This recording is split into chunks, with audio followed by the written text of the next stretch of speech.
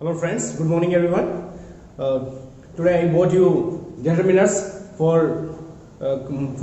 solving out your all puzzles about determiners. मैं आज आप सभी का ज्ञान गंगा सावर की ओर से अभिनंदन करता हूं। आज मैं आपके लिए एक अच्छा सा टॉपिक लेके आया हूं जो कि इसका नाम है डिटरमिनर्स। यानी अधिकतर स्टूडेंट्स हैं उनको इस टॉपिक के अंदर बहुत सारी समस्याओं को देखना पड़ता है। तो उन समस्याओं के अंदर जो सबसे पहला जो कंटेंट्स लेंगे वो होगा सम और एनी। सम और एनी अपने आप में बहुत ही इंपॉर्टेंट अपने पास कंटेंट है जो कि अधिकतर एग्जाम्स के अंदर पूछा जाता है और स्टूडेंट्स उसमें कई भ्रमित हो जाते हैं उसके अंदर। तो अपन उसको आज सॉल्व आउट करेंगे। तो let's take a look on board.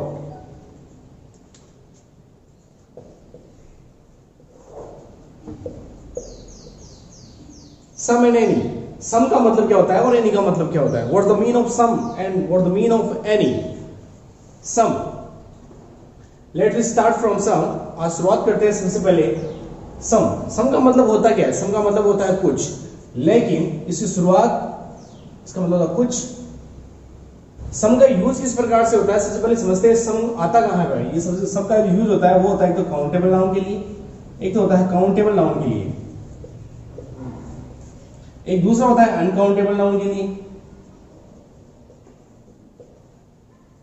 ठीक है, एक होता है एक इसका यूज जो होता है वो होता है पॉजिटिव सेंटेंस के तौर पर। पॉजिटिव सेंटेंस में इसका यूज होता है। और देखिए एक इसका जो यूज होता है वो है ऑफर करने के लिए। किसी प्रकार कोई ऑफर हो या इनविटेशन हो, इनविटेशन के लिए हो या फिर किसी प्रकार की रिक्वेस्ट की जा रही हो तो वहां पर भी रिक्वेस्टिंग के लिए रिक्वेस्ट की जा रही हो तो वहां पर भी सम का इस्तेमाल किया जाता है। अब किस प्रकार से किया जाता है जो अब देखते हैं अपन। सबसे पहले लेते हैं अपन पॉजिटिव सेंटेंस की ओर लिए कि पॉजिटिव सेंटेंस में अपन किस प्रकार से सम का यूज करते हैं। देखिए पॉजिटिव सेंटेंस में आई हैव सम बॉक्स। सबसे पहली बात ये पॉजिटिव सेंटेंस है, ठीक है। और दूसरी बात इसके अंदर काउंटेबल नाउन दे रखा है। काउंटेबल नाउन का मतलब है यहां पर दे रखा है बुक्स। बुक्स से ठीक पहले यहां पर आ रहा सम, ठीक है। यानी बुक्स जो है उनको अपन गिन सकते हैं। बुक्स है उनको अपन गिन सकते हैं, एक किताब, दो किताब, 1 बुक, 2 बुक, 3 बुक, इस प्रकार से अपन गिन सकते हैं इनको। इसलिए आई हैव सम बुक्स, तो बुक्स से ठीक पहले यहां पर हुआ है सम का इस्तेमाल हुआ है। आगे देखते हैं अनकाउंटेबल नाउन के लिए। देखिए सी हैव सम मनी। उसके पास कुछ पैसे हैं, उसके पास कुछ धन है। तो धन जो है वो अपने आप में अनकाउंटेबल हुआ। धन जो है अपने आप में अनकाउंटेबल हुआ। अपन धन को काउंट नहीं कर सकते। हाँ, अगर उसका मेजरमेंट जो है जैसे 1 रुपी, 2 रुपी, इस प्रकार तो अपन काउंट कर सकते हैं, लेकिन जो धन है वी कांट काउंट दैट, वो ये अपने आप में अनकाउंटेबल हुआ। तो इसके पहले भी अपन सम का इस्तेमाल करते हैं, लेकिन ध्यान रहे कि ये अपने आप में पॉजिटिव सेंटेंस है। आगे देखिए तो ये क्लियर हुआ, काउंटेबल अनकाउंटेबल क्लियर हुआ। और ये पॉजिटिव सेंटेंस के अंदर सम का इस्तेमाल होता है, ये भी समझ में आ गया होगा। अब चलते हैं अपन ऑफर और इनविटेशन के लिए। अब जहां पर ऑफर किया जा रहा हो या इनविटेशन हो या फिर जहां पर रिक्वेस्ट की जा रही हो, लेकिन उसके अंदर यदि प्रश्न किया जा रहा है और इंटरोगेटिव भी है, वह नकारात्मक भी है, सॉरी वह उसमें प्रश्न किया जा रहा है, तो उस कंडीशन में अपन सम का इस्तेमाल करेंगे। देखिए किस प्रकार से। Would you like dash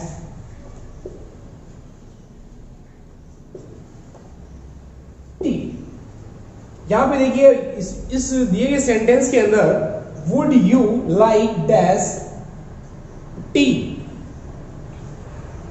would आ रहा है, अपने आप में रिक्वेस्ट की जा रही है। यहां पर इस सेंटेंस के अंदर रिक्वेस्ट की जा रही है। और जहां कहीं पर भी अगर रिक्वेस्ट की जा रही हो और उसके माध्यम से कोई इंटरोगेटिव सेंटेंस है तो वहां पर अपन क्या करेंगे, जो नाउन है उससे ठीक पहले अपन सम का इस्तेमाल करेंगे। यहां पर एनी का इस्तेमाल नहीं होगा, यहां पर सम का इस्तेमाल होगा, क्योंकि यहां पर अपने आप में रिक्वेस्ट की जा रही है, सॉरी ऑफर किया जा रहा है। यहां पर आप क्या लेंगे? Would you like to, would you like to क्या लेंगे आप? तो यहां पर रहेगा some. Would you like some tea? क्या आप चाय पसंद करेंगे? क्या आप चाय पसंद करेंगे? Would you like to take some tea? तो इस प्रकार से अपन इसको कह सकते हैं। तो जहां पर ऑफर किया जा रहा हो, यहां पर ऑफर किया जा रहा है एक तरह से, तो इसके लिए अपन सम का इस्तेमाल कर सकते हैं। एक और देखिए, यहां पर रिक्वेस्ट की जा रही है, जहां पर रिक्वेस्ट की जा रही हो तो वहां पर भी अपन सम का इस्तेमाल कर सकते हैं। देखिए जैसे will you give me dash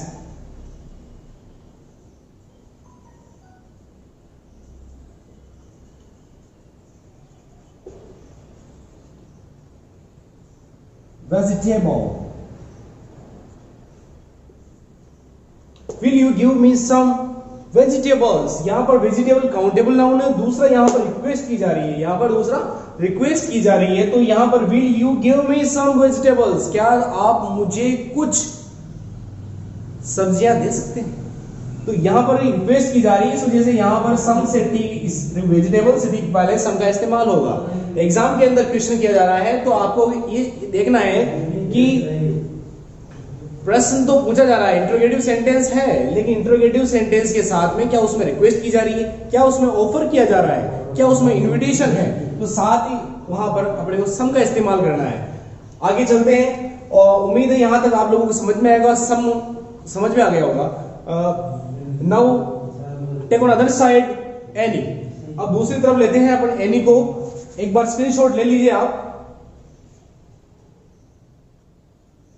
चलते हैं अब एनी की ओर। ध्यान से देखिए, what is the difference between the some and any. अब एनी की तरफ चलते हैं अपन।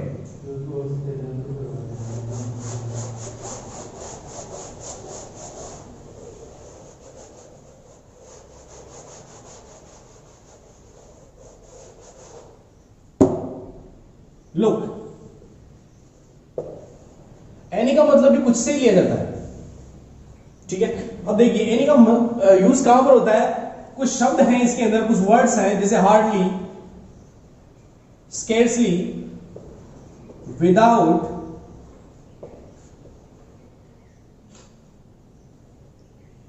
ऐसे वर्ड्स हैं, इनके साथ में एनी का इस्तेमाल होता ही है। देखिए लेकिन फिर भी दूसरे टर्म में देखिए, एक तो इसमें होता है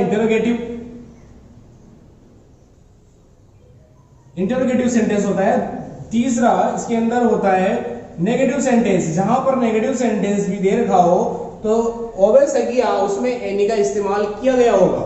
देखिए फॉर एग्जांपल से लेते हैं और इसको एलिब्रेट करते हैं। देखिए आप सबसे पहले, I have hardly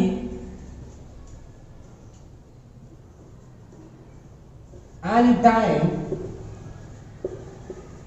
for this job.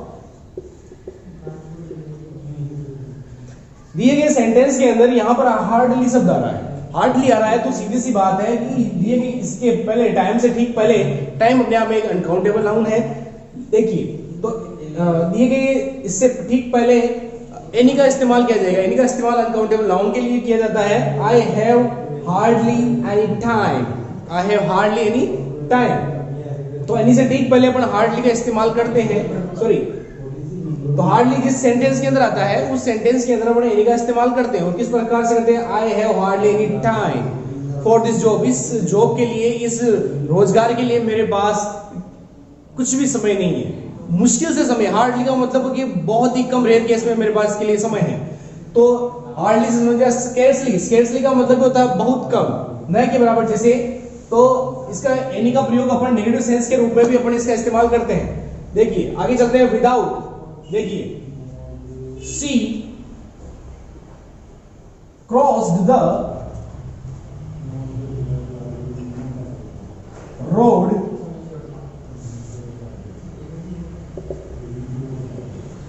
Without any difficulty.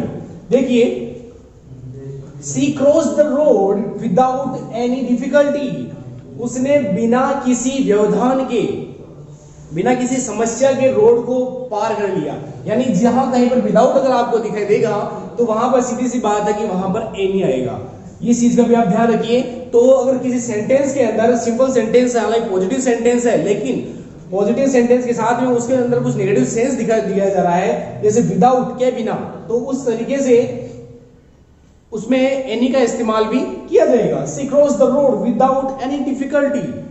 ठीक है, आगे देखिए इंटरोगेटिव सेंटेंस के अंदर भी किस प्रकार से उसमें अपन एनी का इस्तेमाल करेंगे, लेकिन ध्यान रहे उसमें ना तो रिक्वेस्ट की जा रही हो, ना उसमें ऑफर किया जा रहा हो, ना किसी को ना उसमें इनविटेशन हो, तो वहां पर अपन एनी का इस्तेमाल करते हैं। देखिए आगे, जैसे फॉर एग्जांपल इस सेंटेंस के अंदर देखिए, are you coming for any purpose, क्या आप किसी काम के उद्देश्य से यहां आ रहे हैं। यानी यहां पर दिए गए सेंटेंस के अंदर आर यू कमिंग, ये जो अपने आप में इंटरोगेटिव सेंटेंस है, और इस इंटरोगेटिव सेंटेंस के अंदर पर्पस से ठीक पहले अपन किसका इस्तेमाल करेंगे, सम पर्पस नहीं, यानी इससे पहले अपन एनी का इस्तेमाल करेंगे।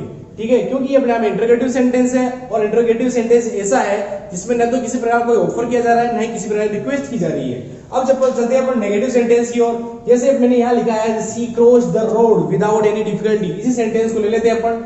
जैसे she didn't cross the road,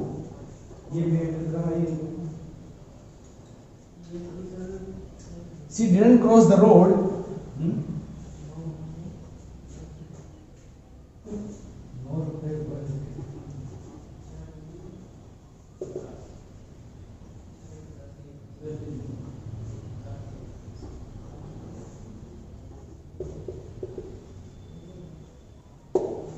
दिए गए सेंटेंस को देखिए, सी didn't cross the road any time, वह किसी भी समय उस रोड को क्रॉस नहीं कर सकती, उसने किसी भी समय उस रोड को क्रॉस नहीं किया। सी डिडंट क्रॉस द रोड, उसने किसी भी समय उसको रोड को क्रॉस नहीं किया। कहने का मतलब है जहां पर नेगेटिव सेंटेंस अगर आता है, नेगेटिव सेंटेंस अगर आता है तो वहां पर एनी का इस्तेमाल उस सेंटेंस में अपन करते हैं। तो यहां पर समझ लीजिए, आपको एक बार वापस रिवीजन करवा रहा हूं। हार्डली, जिस किसी सेंटेंस के अंदर आपको ये दिखाई दे एनी के साथ में हार्डली, स्कैर्सली, विदाउट या इंटरोगेटिव सेंटेंस हो, लेकिन उसके अंदर ऑफर नहीं हो, उसमें इन्विटेशन ना हो, और उसमें किसी प्रकार की रिक्वेस्ट नहीं की जा रही हो, तो वहां पर एनी का इस्तेमाल उस इंटरोगेटिव सेंटेंस में करते हैं। और वहां पर अगर कोई भी नेगेटिव सेंटेंस है तो उसके लिए अपन एनी का इस्तेमाल करते हैं। तो उम्मीद है यहां तक आप लोगों को समझ में आया होगा। अब चलते हैं अपन अपने नेक्स्ट टॉपिक मैनी और मच की ओर। देखते तो अब यहां पर मैनी और मच को अपन समझते हैं कि देखिए द काउंटेबल, ये काउंटेबल नाउन के साथ यूज होता है, ये होता है अनकाउंटेबल नाउन के साथ। ठीक है, देखिए मैनी का मतलब होता है बहुत, और इसका मतलब भी होता है बहुत। लेकिन what is the difference between many and much, इन दोनों के बीच में डिफरेंस क्या है, आखिर में इन दोनों के बीच में अंतराल किस बात का है, वो चीज देखिए। अंतर क्या है, यहां पे देखा है मैनी और यहां पे देखा है मच। देखिए मैनी का इस्तेमाल किस लिए होता है, मैनी का इस्तेमाल काउंटेबल नाउन्स के लिए होता है। काउंटेबल जिन चीजों को अपन गिन सकते हैं तो उनके लिए अपन मैनी का इस्तेमाल करते हैं। जैसे there are many boys, there are many boys sitting in the class, कक्षा के अंदर बहुत सारे विद्यार्थी बैठे हुए हैं, कक्षा के अंदर बहुत सारे विद्यार्थी बैठे हुए हैं। There are many students, there are many boys sitting in the class, यहाँ पे बहुत सारे स्टूडेंट्स बैठे हुए हैं। तो यहाँ पर बॉयज जो है अपने आप में काउंटेबल है, और यहाँ पर अपने मैनी का इस्तेमाल इस प्रकार कर लिया। आगे देखिए अब मच का इस्तेमाल किस प्रकार से होता है। मच का इस्तेमाल होता है अनकाउंटेबल नाउन के लिए। अनकाउंटेबल नाउन से मतलब है जिस क्वांटिटी के लिए, मात्रा के लिए उसका इस्तेमाल करते हैं अपन। आगे देखिए कि जैसे जिसको अपन गिन नहीं सकते उस प्रकार से इसका इस्तेमाल करते हैं। देखिए जैसे द टैंक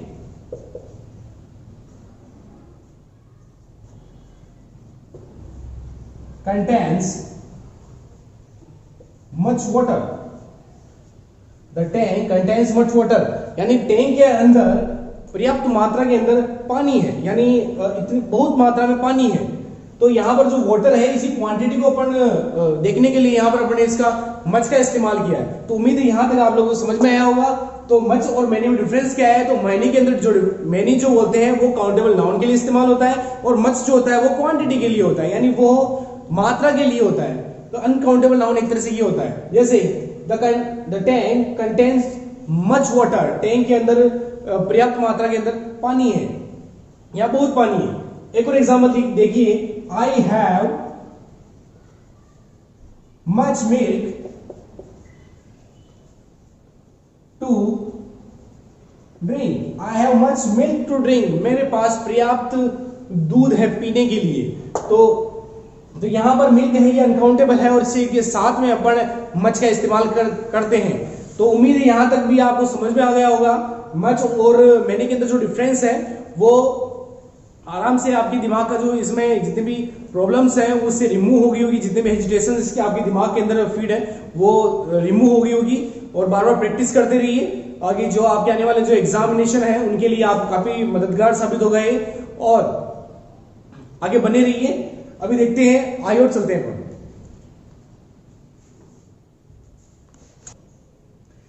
अब देखते हैं, अपन पहुंच गए हैं अगले स्टेप पर, और उसमें देखिए अपन little, a little, the little, few, a few और द फ्यू, इनके बीच में देखते हैं कि इनके बीच में मैटर क्या है, और इनको अच्छे तरह से समझते हैं अपन, और जितने भी अपने प्रॉब्लम्स हैं इनसे रिलेटेड उनको रिमूव करते हैं, इनको समझ करके। देखिए आप सबसे पहले लेते हैं अपन वन साइड लेते हैं अपन लिटिल,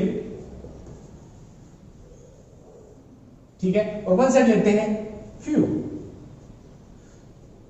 लिटिल जो है और फ्यू है, लिटिल जो है फ्यू है, फ्यू का मतलब होता है संख्या के रूप में, और लिटिल का मतलब होता है मात्रा के रूप में, यानी ये अनकाउंटेबल है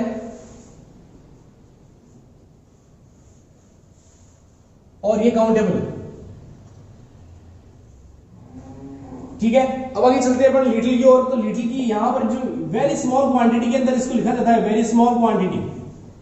वेरी स्मॉल क्वांटिटी से मतलब है कि बहुत ही कम मात्रा, बहुत ही कम मात्रा के अंदर जब कोई चीज जब कोई लिक्विड होता है तो उसके लिए अपन लिटिल का इस्तेमाल करते हैं, और बहुत ही कम मात्रा, बहुत ही कम संख्या के अंदर जब koई चीज होती है जिसको अपन गिन सकते हैं, काउंटेबल होती है, तो वहां पर हम फ्यू का इस्तेमाल करते हैं। तो ये भी होता है वेरी स्मॉल,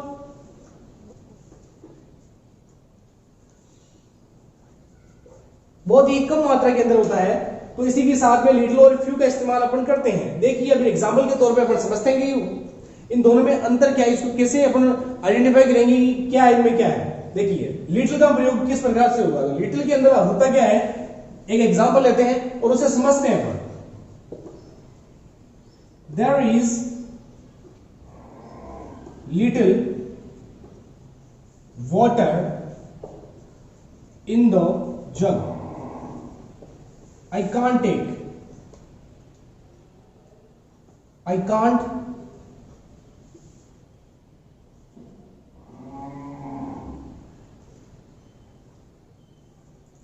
drink it या take it। देखिए इस सेंटेंस के अंदर ये क्या कह रहा है, यहां पर there is little water in the jug, I can't take it। जग के अंदर इतना सा पानी है, यानी इतनी छोटी मात्रा में पानी है, इतनी कम मात्रा के अंदर पानी है कि मैं उसे पी भी नहीं सकता। और अगर इसके साथ में ये कांट आ रहा है, कांट अपने आप में ये कह रहा है कि उसकी जो मात्रा है वो बहुत ही लेस है, बहुत ही कम मात्रा है, तो यहां पर अपन लिटिल का इस्तेमाल इस प्रकार से करेंगे।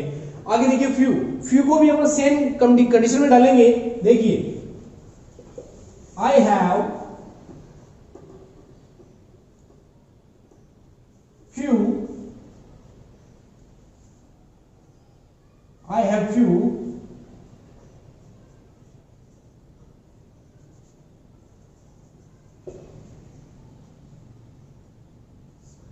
few apples to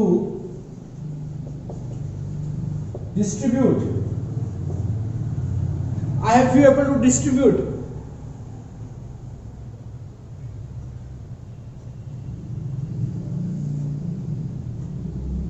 I can't, कहने का मतलब ये इस सेंटेंस में I have few apples to distribute, I can't, यानी मेरे पास फ्यू यानी कुछ एप्पल्स यानी एप्पल है, टू डिस्ट्रीब्यूट करने के लिए आई कांट, मैं नहीं कर सकता, यानी इतनी मात्रा कम है कि मैं इन एप्पल्स को डिस्ट्रीब्यूट भी नहीं कर पा रहा।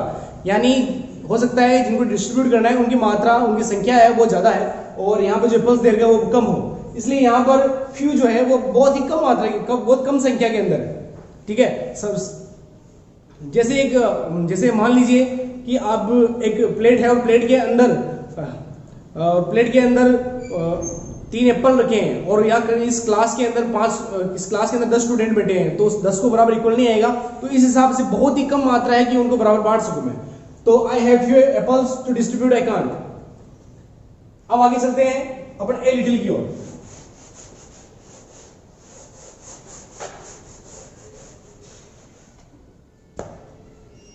A little, a few. देखिए ए लिटिल का मतलब क्या है, लिटिल से अपन लेंगे, ए लिटिल का मतलब है थोड़ा सा पॉजिटिव के अंदर, पॉजिटिव से मतलब है कि इतनी सी मात्रा तो है कि मेरा काम चल जाएगा, केवल काम चल जाएगा। और इसके अंदर भी ऐसा है कि कोई मात्रा इतनी संख्या इतनी है कि अपना काम हो जाएगा। लेकिन समझने वाली बात है, इसको समझेंगे कैसे? देखो आप, ए लिटिल, एग्जाम के अंदर एक क्वेश्चन आया था, a little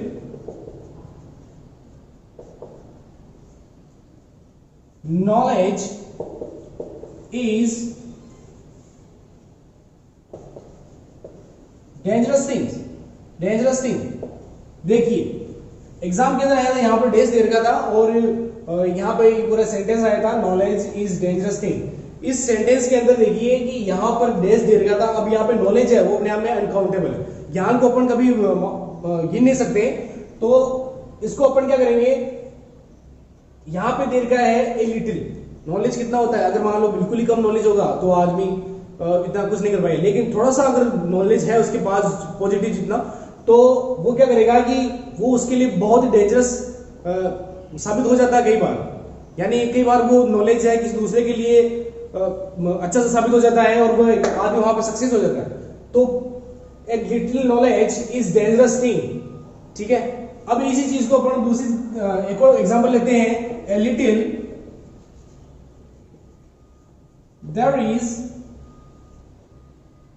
there is a little milk in the jar, I can make tea। इस सेंटेंस के अगर there is a little milk in the jar I can make tea, यानी उस जग के अंदर इतना दूध है कि मैं चाय बना सकता हूं, यानी इतना दूध तो है कि मेरा काम चल जाएगा। ठीक है, यहां पर हुआ ए लिटिल। आगे देखते हैं, फ्यू की तरफ चलते हैं। There are a few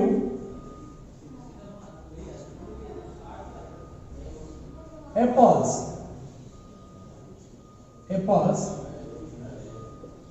I can distribute। मेरे पास इतने एप्पल्स हैं कि मैं उन्हें डिस्ट्रीब्यूट कर सकता हूं, यानी जो मात्रा कितनी है, ए फ्यू जितनी है, यानी जितने स्टूडेंट्स हैं यहाँ पर मैं उन्हें डिस्ट्रीब्यूट कर सकता हूं। जैसे यहाँ पर पूरा तो नहीं, लेकिन लगभग, जैसे 10 है तो उनमें से 9 अपने पास है, तो लगभग उनको डिस्ट्रीब्यूट कर सकते हैं अपन। इस तरीके से यहाँ पर है। यहां तक आप लोगों को समझ में आ गया होगा। एग्जाम के अंदर इससे रिलेटेड कोई क्वेश्चन पूछा जाता है तो आप उम्मीद आप यहां तक समझ पाएंगे। आगे चलते हैं अपन द लिटिल की ओर, द लिटिल और द फ्यू की ओर। ये ऐसी मात्रा है जहां पर पूरी तो नहीं लेकिन संपूर्ण मात्रा, जैसे द लिटिल और the few.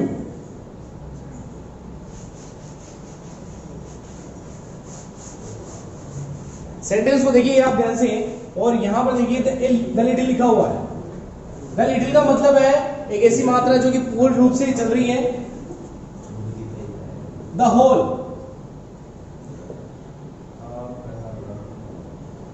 The whole quantity, यानी जितनी भी क्वांटिटी रखी है अपने पास वो सारी इसके अंदर आ जाती है और वो अपने आप में द लिटिल के अंदर आती है। और जितनी भी संख्या है फुल, जितना भी अपने पास कवर है, पूरा तो नहीं लेकिन जितना है वो द फ्यू के अंदर आ जाता है। यानी अपन जितना काम करना चाहते हैं उतना हो जाता है और उससे थोड़ा सा बच भी जाता है। देखिए द लिटिल से लेते हैं सी,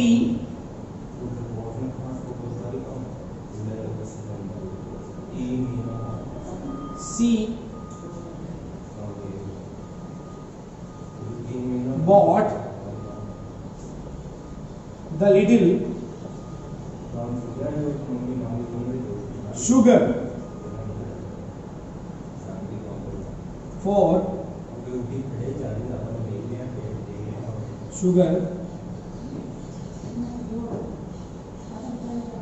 to make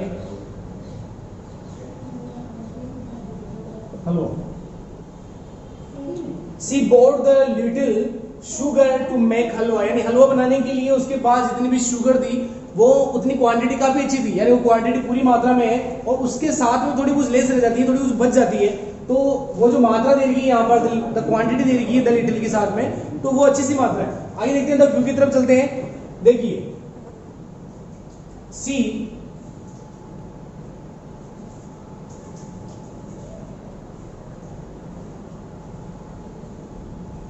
they came here to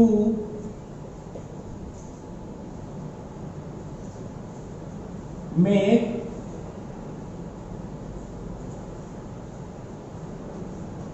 the few kites in the factory। देखिए सेंटेंस को आप ध्यान से देखिए, द फ्यू लिखा हुआ है। द फ्यू का मतलब होता है कि पूरी मात्रा के अंदर पूरी संख्या के अंदर कोई भी कोई कार्य है, जैसे काइट्स के यहाँ पर दिखाया गया है, काइट्स की यहाँ पर संख्या दे रही है, यानी काइट्स की मात्रा जो है, संख्या जो है बहुत ज्यादा है। बहुत ज्यादा से मतलब है कि यहाँ पर जितना कवरेज एरिया है वहाँ काइट्स रखे गए हैं और उनसे भी उनको बनाने के बाद भी कुछ ना कुछ बच जाते हैं। They came here to make the few kites in the factory. वो फैक्ट्री में वो जो काइट्स उनको बनाने के लिए आए हैं, यानी काइट्स कितने बनाए उन्होंने, जितने भी बनाए हैं उसके बाद भी कुछ ना कुछ संख्या और बच जाती है। तो यहाँ पर उम्मीद है the few, a few, little, a little, a few, the little और द फ्यू, ये आपके जो कॉन्सेप्ट है मैनी, मच और सम और एनी, ये आपके क्लियर हो गए होंगे। और उम्मीद है कि आप इसी प्रकार से हमारे जो ज्ञान गंगा चैनल है, ज्ञान गंगा सावर, इस पे बने रहिए, ताकि आने वाले जो जल्दी से एग्जाम आ रहे हैं अपने BSTC 2020 के, उम्मीद आप उसमें अच्छे से परफॉर्मेंस दें और आप अपना सुनहरा भविष्य निखार सकें। यदि आपने अभी तक हमारे चैनल को सब्सक्राइब नहीं किया है तो इसे प्लीज सब्सक्राइब करें। और यदि आपको हमारा वीडियो अच्छा लगा हो, if you like the video please thumb the impression and thanks everyone. जय हिंद।